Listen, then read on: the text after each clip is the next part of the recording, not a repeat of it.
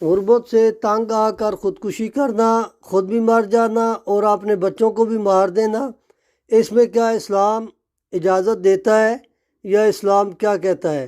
دیکھیں قرآن پاک میں کلیئر لکھا ہوا ہے، جو بھی اس دنیا میں سانس لیتا ہے اس کی روزی کا ذمہ اللہ کے یہاں ہے۔ اللہ پاک ہر روح زی جان کو، جس کے اندر بھی روح ہے، اس کو اللہ پاک روزی پہنچاتا ہے، اللہ اسے روزی دیتا ہے۔ اگر کوئی بھی بندہ غربت سے تنگ آ کر کے خودکشی کرتا ہے، یہ ایک حرام عمل ہے، اس سے اللہ نے منع فرمایا۔ اور اپنے بچوں کو، بیوی کو مارنا، قتل کرنے کا کہیں بھی قرآن پاک میں کسی کو بھی اجازت اسلام نے نہیں دی ہے۔ اور اپنے بچوں کو مار دینا، بیوی کو مار دینا، یہ بھی ایک حرام عمل ہے۔ قتل بالکل ممنوع ہے اسلام کے اندر، اس سے گریز کرنی چاہیے، اللہ پر توکل کرنی چاہیے، اور ایسے عمل سے اللہ ہمیں محفوظ